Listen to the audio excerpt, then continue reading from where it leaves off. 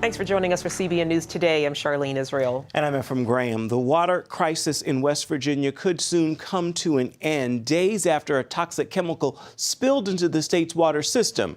Tests showed residents might be able to use their tap water again in the coming days. George Thomas has more. After 5 anxious days without clean water, 300,000 West Virginians are hearing some encouraging news for the first time. I believe that we're at a point where we could say that we see light at the end of the tunnel. The state's governor says hundreds of tests of the drinking water being done in 9 counties, including Charleston, are showing positive signs, but people are still being told not to drink or bathe in the water just yet. The crisis started last Thursday when about 7,500 gallons of a toxic chemical used to process coal leaked into the Elk River, contaminating the water supply in the heart of the state. I have 3 babies. They're 5, 6, and 8. We're bathing them out of a sink. Downtown Charleston is a ghost town. Most businesses and schools are closed. Meanwhile, disaster relief teams from Operation Blessing are on the scene. They deployed a mobile shower unit with fresh water so first responders can clean up. Well, it's great that the shower trailer was brought in by Operation Blessing. For them to be able to take a hot shower is probably one of those things you could actually list right now under priceless. A second shower trailer is on the way to Charleston. And today, Operation Blessing is also delivering thousands of bottles of drinking water and meals to families affected. Hopefully within the days to come, things will change and the water situation will improve. And to help out Operation Blessing and their longtime ministry partner, the Union Mission of Charleston, will be doing a major water distribution outreach for the residents of the city.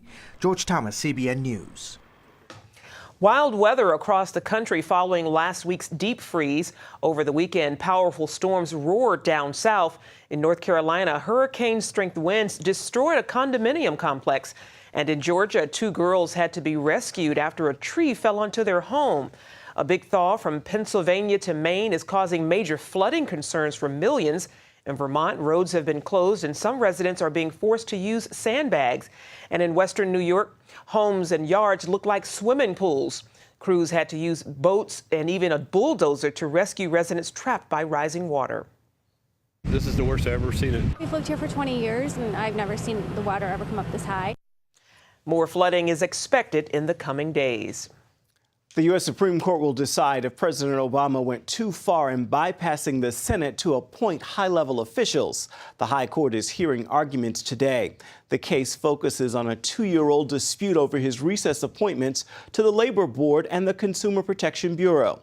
Recess power allows the president to make appointments that normally require Senate confirmation when the Senate is in recess.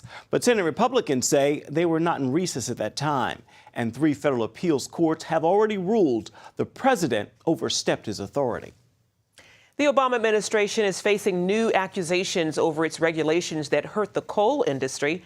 House Republicans say the administration played politics by trying to hide their own predictions of job losses. When the administration found one new rule that would kill 7,000 jobs and hurt economies in 22 states, they rewrote that report to change the numbers. Obama officials denied the administration was trying to hide the negative impact. There was awareness among the decision makers that it would have the effect of lowering the estimated job loss figures. But our investigation did not discover their motivations behind that decision. There was no evidence that it was politically motivated. It looks as though they were attempting to cook the books just simply based off of some of the potential outcome of the loss of job numbers. Congressman Tipton says President Obama has acknowledged his coal policies will cost the economy over $1 billion a year. And a recent analysis found Obama policies could kill 500,000 jobs and raise energy prices $1,400 extra per year for an average family.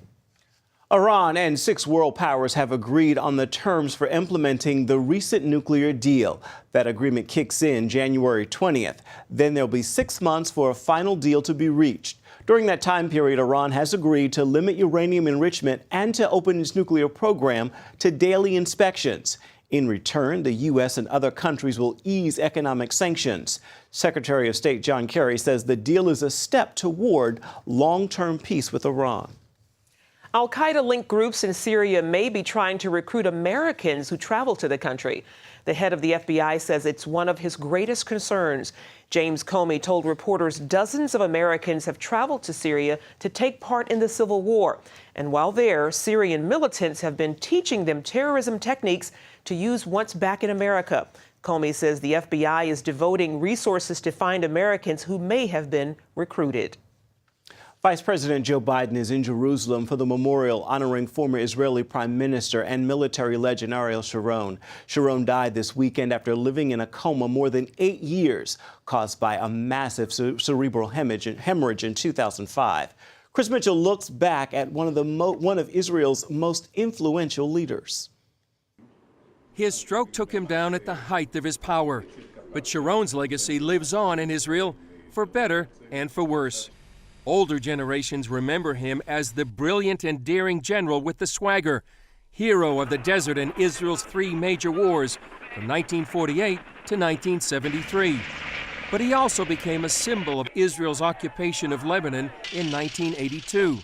And as prime minister in 2005, he led a deeply divisive campaign to uproot thousands of Jewish residents of the Gaza Strip.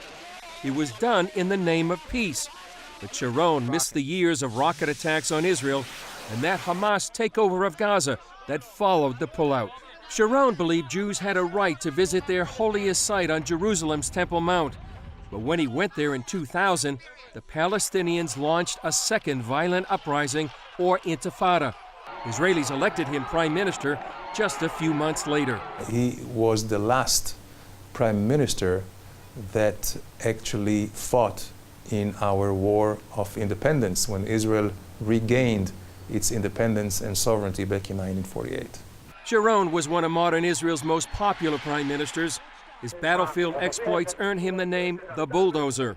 Sharon began his career as a fighter in the Haganah, the Jewish underground army, and he fought in Israel's 1948 War of Independence. In the 1967 Six-Day War, his lightning moves against Egypt and the Sinai helped Israel triple the territory it controlled, almost overnight.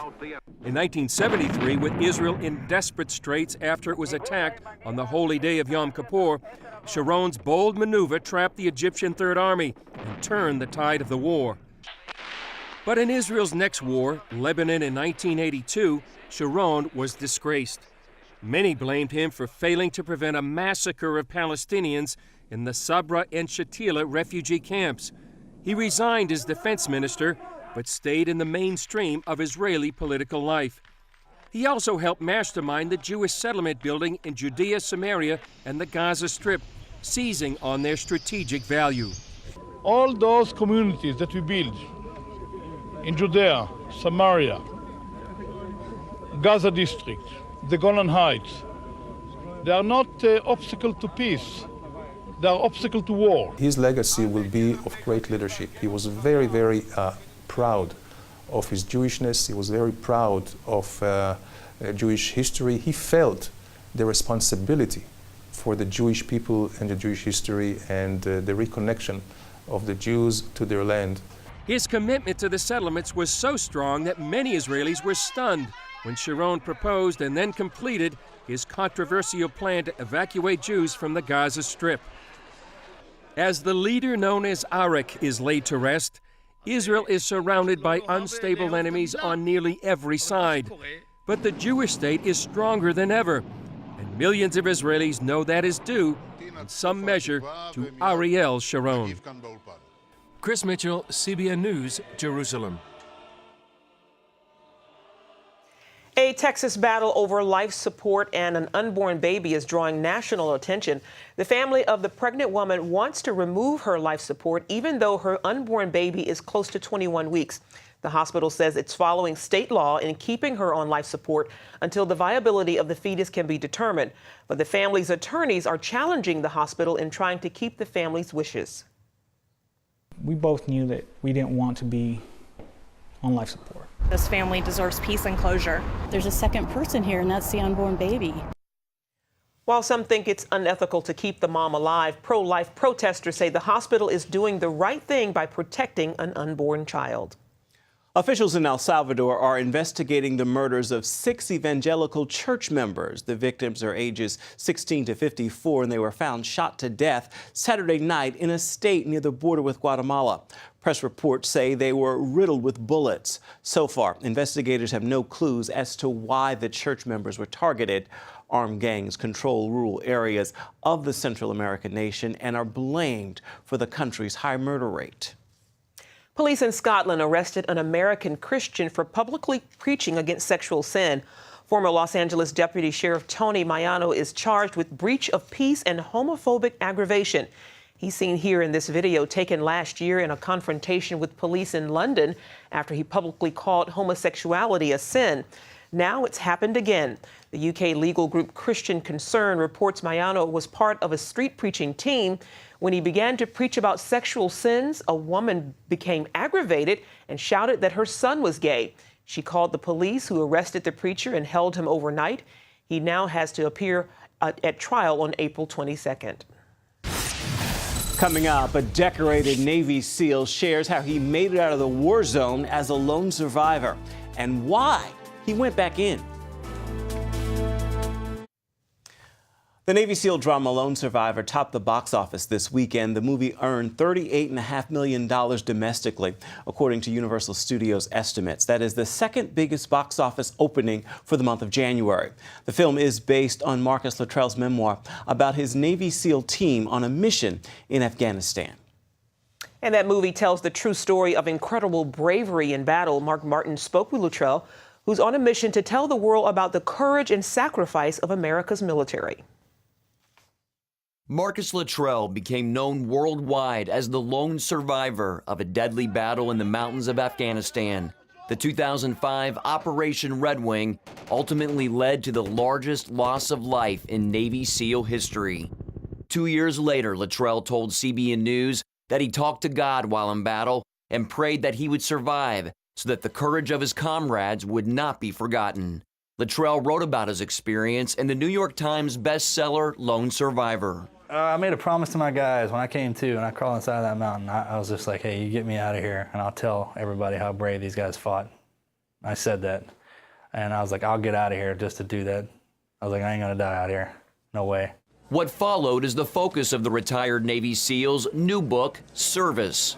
Service is your undying, unwavering devotion to God, your family, and your country. That's what service is to me. You know, it's not serving it's not about myself. It's about what I can do for them. Luttrell eventually went back to war in 2006. He spent 6 months in the most dangerous city in the world at the time, Ramadi, Iraq. Instead of remote mountains, Luttrell battled in the brutal maze of urban warfare. Everything is a hidey hole or a fighting position or something like that. And then you're dealing with the community. I mean, it's a city. You know what I mean? There's civilians there. Luttrell fought in Ramadi when the fighting was at its highest intensity. By the time he left, the city had been subdued, and one of the greatest victories in the history of U.S. Special Operations Forces. A woman approached me, and she's like, my husband's dead, my boys have been killed. Thank you for being here. And that justified it for me. You know, Americans, we do a lot of things. We go out and help people, you know, in their time of need. Being a part of that victory, did that help your psyche somewhat? Yeah, a little bit. Getting back on the horse and getting back over there to prove to myself that, you know, I took a hard hit in Afghanistan, but I still had it. You know, I still had the mental capacity to get things done. His body, however, told a different story. Luttrell says war tore his body down to the point where he could no longer serve on the front lines. Guys were having to pick me up and carry me around. I just, you know, wasn't sleeping or anything like that. It just, the pain was getting to me. His military career had come to an end, but not his story. President Bush awarded him the prestigious Navy Cross for valor. Luttrell also saw his SEAL team members posthumously recognized for their service. His team leader, Lieutenant Michael Murphy, received the nation's highest award for bravery, the Medal of Honor. The Navy Cross went to Petty Officers Matthew Axelson and Danny Dietz. Luttrell's new season of service involves sharing the stories of his comrades and serving his family. He is now married and the father of 2 children. He says his wife helped to pull him out of the shadows.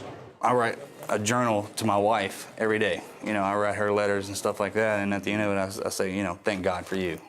You know, because he gave you to me. You know, when I was in that point in my life when I wasn't in the SEAL teams anymore, and I was just kind of trying to figure it out, that, you know, I wasn't looking for a wife, never thought I was going to be married or anything like that, and then next thing you know, bam, there she is. The retired Navy SEAL hopes his new book helps people better understand what sets those apart who are willing to lay down their lives for a noble cause.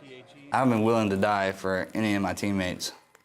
You know, that's the reason our training is the way it is. It's as hard as it is. We have to go through that to make sure we're willing to give it all to preserve our way of life. You know what I mean? If we don't do that, then the terrorists are just going to keep coming in and doing what they do. Who's the ultimate example of service? Jesus Christ, right? Yeah, that's the easy answer. I think people who wouldn't even acknowledge that would definitely scream through their head. Mark Martin, CBN News, Norfolk, Virginia. Up next, they've been called the guardian angels of the sea. Find out what it takes to become a Coast Guard rescue swimmer next. Coast Guard rescue swimmers have an extremely important job. They jump from helicopters into frigid waters to rescue people. And as Mark Martin shows us, if they aren't trained properly, it can mean the difference between life and death. Your first one-man rescue scenario. You have 10 minutes to complete the evolution. You need a signal for your rescue device. You have any questions? No, let's go. A rescue swimmer candidate prepares for a major milestone in a grueling 24-week training program. Checking fins, checking trident, checking mask. One of the toughest tests for rescue swimmer candidates is what's called the non-compliant survivor test.